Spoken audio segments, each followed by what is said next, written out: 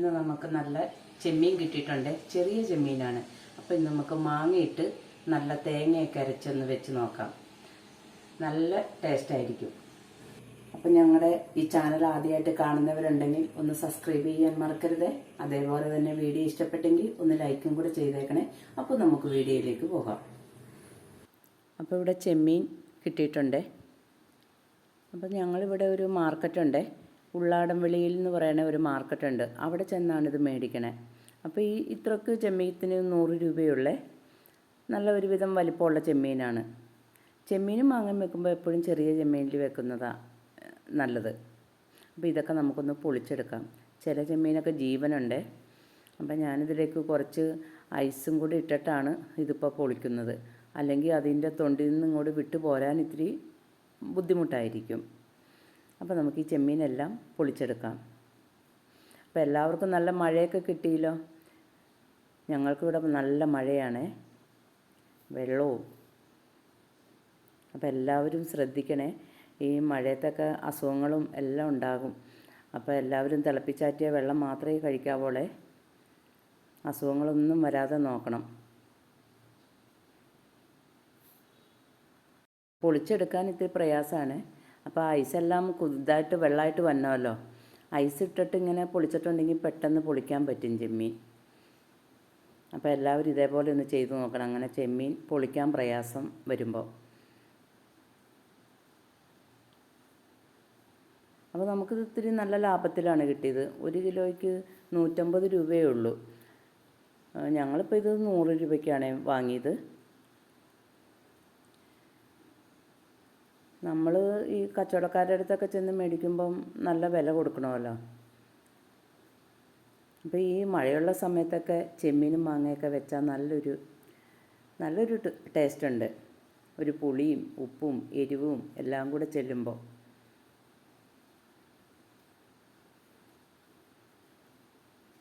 ഇതെല്ലാം നമുക്ക് പൊളിച്ചെടുക്കണേ.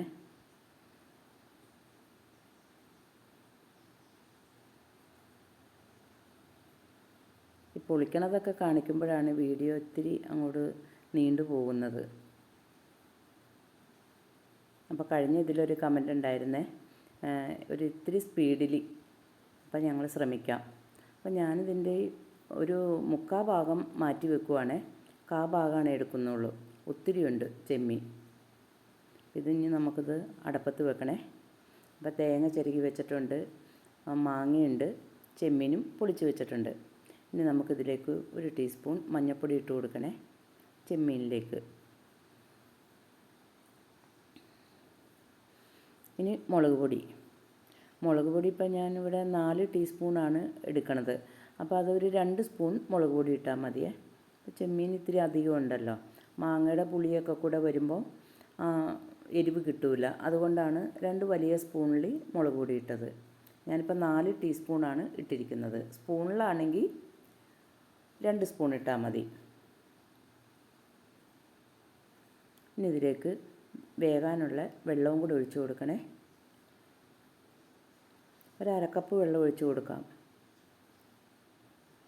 ഇനി ഇത് നമുക്ക് അടുപ്പത്ത് വെക്കാം. ഒന്ന് മൂടി വെക്കണേ. ഉപ്പിട്ടിട്ടില്ല. ഉപ്പ് ഒരല്പം നേരം കഴിഞ്ഞിട്ടിടാം, ഒന്ന് തിള വന്നതിന് ശേഷം. ആ സമയത്തും കൊണ്ട് നമുക്ക് ഈ തേങ്ങ ചിരകിയതൊന്ന് അരച്ചെടുക്കാം. ഇതൊരു വലിയ മുറി തേങ്ങയുണ്ട്. ഒരു തേങ്ങയുടെ ഒരു മുറിയാണ്, വലിയ തേങ്ങയായിരുന്നു. അപ്പോൾ ഇതിലേക്ക് ഒരല്പം വെള്ളവും കൂടി ഒഴിച്ചിട്ട് നല്ല പോലെ അരച്ചെടുക്കണം. ഞാനിത് 2 പ്രാവശ്യമായിട്ടിട്ടാണ് അരക്കണേ. അപ്പോൾ ആ സമയം കൊണ്ട് മാങ്ങയും കൂടെ ഒന്ന് അരിഞ്ഞു വെക്കാം. ഇത് ഇത്തിരി തൊണ്ട് കട്ടിയുള്ള മാങ്ങയാണ്. ഞാൻ എപ്പോഴും പറയാറുണ്ടല്ലോ കിളിച്ചുട്ട മാങ്ങയെന്ന്. അപ്പോൾ തൊണ്ട് ഇത്തിരി നല്ലതുപോലെ കൊള്ളിച്ചാണ് ചെത്തിയെടുക്കണേ. ഇതങ്ങനെ പെട്ടെന്ന് കലങ്ങി പോകുമൊന്നുമില്ല നമ്മൾ കറി വെക്കുമ്പോൾ.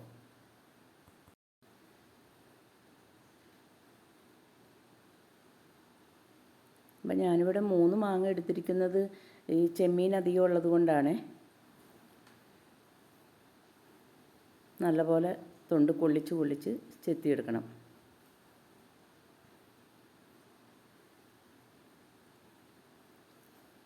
പിന്നെ ഞാനിങ്ങനെ തൊണ്ട് ചെത്തിയിട്ട് ഫ്രീസറിൽ ഒരു കവറിലിട്ട് വെക്കും. അപ്പോൾ നമ്മൾക്ക് ഈ മാങ്ങ ഇനി അടുത്ത വർഷം വരെയും ഇരിക്കും, അടുത്ത മാങ്ങ ഉണ്ടാകുന്ന ആ സമയം വരെയും. നല്ലപോലെ തൊണ്ടി ചെത്തിയിട്ട് കെട്ടി വെക്കണം നല്ലതുപോലെ. ഫ്രീസറിൻ്റെ അകത്ത് തന്നെ വെക്കണം, ഫ്രിഡ്ജിൻ്റെ അകത്ത് വെക്കരുത്.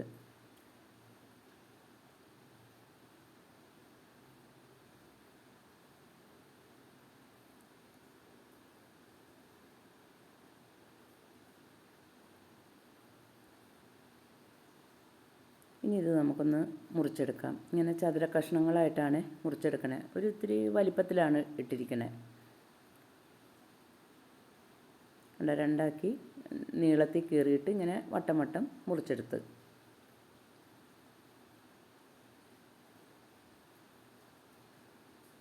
അല്ലെങ്കിൽ ഇങ്ങനെ എടുക്കുമ്പോൾ ചില മാങ്ങയൊക്കെ ഇങ്ങനെ മൂവാണ്ട മാങ്ങയൊക്കെ എടുക്കുമ്പോൾ ഇങ്ങനെ വലിയ കഷ്ണങ്ങളാക്കി ഇട്ടില്ലെങ്കിൽ പെട്ടെന്ന് അങ്ങോട്ട് കലങ്ങിപ്പോകും. ഇനി നമുക്കിത് ചെമ്മീനിലേക്ക് ഇട്ട് കൊടുക്കാം. അപ്പോൾ നമ്മുടെ ചെമ്മീനൊക്കെ നല്ലപോലെ തിളച്ചിട്ടുണ്ട്.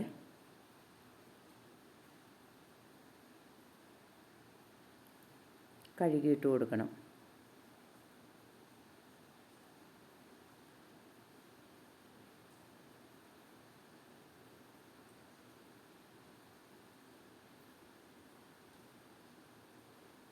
ഇനി നമുക്ക് ആവശ്യത്തിന് ഉപ്പും കൂടി ഇട്ട് കൊടുക്കണേ. അപ്പം ചെമ്മീൻ വെച്ചപ്പോൾ ഉപ്പിട്ടിട്ടില്ലായിരുന്നു. അപ്പം ഞാനിവിടെ ആവശ്യത്തിന് ഉപ്പും കൂടി ഇട്ട് കൊടുത്തിട്ടുണ്ട്. എന്നിട്ടൊന്ന് ഇളക്കി കൊടുക്കണം.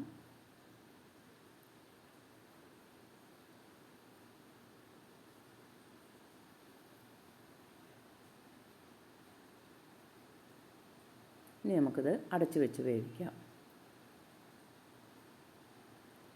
അപ്പോൾ നമ്മുടെ മാങ്ങയും ചെമ്മീനൊക്കെ നല്ല പോലെ വെന്തിട്ടൊക്കെ ഉണ്ട്, വെള്ളമൊക്കെ വറ്റിയിട്ടുണ്ട്. കണ്ട, മാങ്ങയൊന്നും കലങ്ങിപ്പോയിട്ടൊന്നുമില്ല. ഇനി നമുക്ക് ഈ അരച്ച് വെച്ചിരിക്കുന്ന അരപ്പും കൂടെ ഒഴിച്ചു കൊടുക്കാം. തേങ്ങ അരച്ചത്.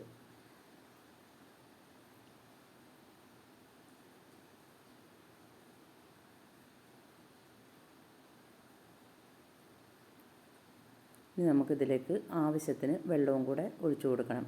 വെള്ളം അങ്ങോട്ട് ഒത്തിരി അങ്ങോട്ട് ലൂസായിരിക്കേണ്ട, നല്ലതുപോലെ കുറുകി ഇരിക്കണം. അപ്പം നമ്മൾ ആ അരച്ച് വെച്ച പാത്രവും കൂടെ ഒന്ന് കഴുകിയെടുക്കാം. എന്നിട്ട് നല്ലപോലെ ഇളക്കി കൊടുക്കണേ.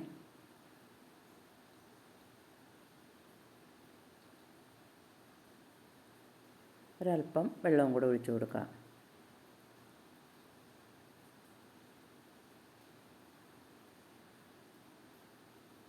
നമുക്ക് ഉപ്പുണ്ടോയെന്നൊന്ന് നോക്കാം. ഉപ്പ് പോരാതെ വരുവേ, മാങ്ങയുടെ പുളിയൊക്കെ കൂടെ ഇറങ്ങിക്കഴിയുമ്പോഴത്തേനും.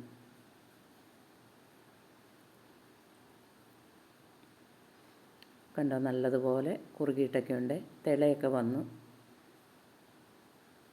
ഇനി നമുക്കിതിറക്കി മാറ്റി വെക്കാം.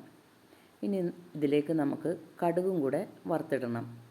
ആ താളിച്ചൊഴിച്ചാലാണ് ഒരു ടേസ്റ്റ് കിട്ടുള്ളൂ.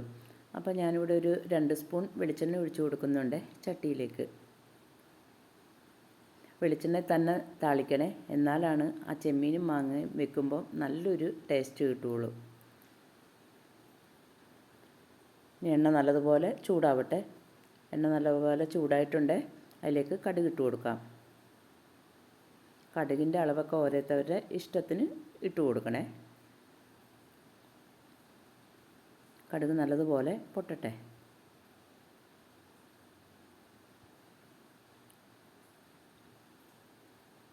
കടുകൊക്കെ നല്ലതുപോലെ പൊട്ടി വരുന്നുണ്ട്. ഇനി നമുക്കിതിലേക്ക് 2 ചുമന്നുള്ളി ചെറുത് അരിഞ്ഞത് ഇട്ട് കൊടുക്കാം. വട്ടത്തിൽ കനം കുറച്ച് അരിഞ്ഞതാണ് ചെറിയുള്ളി, അതും കൂടെ ഇട്ട് കൊടുക്കാം. നല്ലതുപോലെ ഒന്ന് മൂക്കട്ടെ. ഇനി വേണ്ടത് നമുക്ക് കറിവേപ്പിലയാണ്.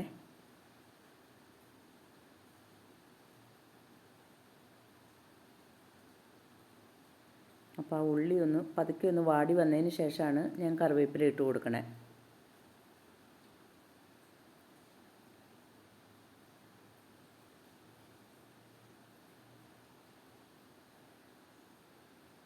അപ്പോൾ ഇങ്ങനെ ഒരു കറി ഉണ്ടാക്കാത്തവരുണ്ടെങ്കിൽ ഒന്നുണ്ടാക്കി നോക്കണേ, എന്നിട്ട് അഭിപ്രായം പറയണേ.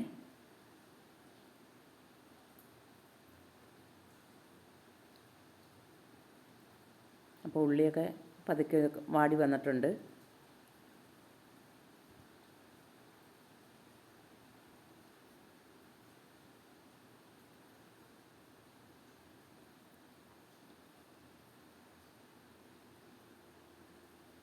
ഇനി നമുക്കിതിലേക്ക് ആവശ്യത്തിന് കറിവേപ്പിലയും കൂടെ ഇട്ട് കൊടുക്കാം. ഞാനിത്തിരി അധികം കറിവേപ്പില ഇട്ടിട്ടുണ്ട്. നമുക്കിവിടെ കറിവേപ്പില ഇഷ്ടംപോലെ ഉണ്ടായിട്ടുണ്ട്, ആവശ്യത്തിൽ കൂടുതൽ. അപ്പോൾ കറിവേപ്പിലയൊക്കെ മൂത്ത് വരുന്നുണ്ട്.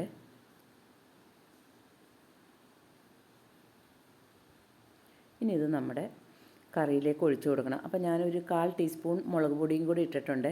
അത് മുളക് പൊടി ഇട്ട് കഴിഞ്ഞാൽ അപ്പം തന്നെ തീ ഓഫാക്കണേ, എന്നിട്ടൊന്ന് ഇളക്കിയിട്ട് ഇട്ട് കൊടുക്കണം, അല്ലെങ്കിൽ ആ മുളക് പൊടി അങ്ങോട്ട് കരിഞ്ഞു പോകും. അപ്പോൾ നമ്മുടെ കറിക്ക് നല്ലൊരു നിറമൊക്കെ കിട്ടും.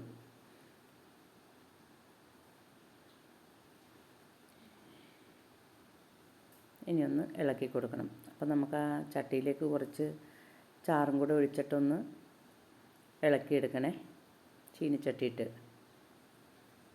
അതിൽ ഇരിക്കുന്ന ആ എണ്ണയൊക്കെ ഇങ്ങോട്ട് പോന്നോളൂ. അപ്പോൾ ഇങ്ങനൊരു കറി ഉണ്ടാക്കാത്തവരുണ്ടെങ്കിൽ ഉണ്ടാക്കി നോക്കാൻ മടിക്കരുത്. അപ്പോൾ ഞങ്ങളുടെ ചാനൽ ആദ്യമായിട്ട് കാണുന്നവരുണ്ടെങ്കിൽ ഒന്ന് സബ്സ്ക്രൈബും കൂടെ ചെയ്തേക്കുക.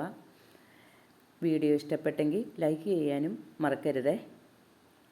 അപ്പോൾ എല്ലാവർക്കും താങ്ക് യു.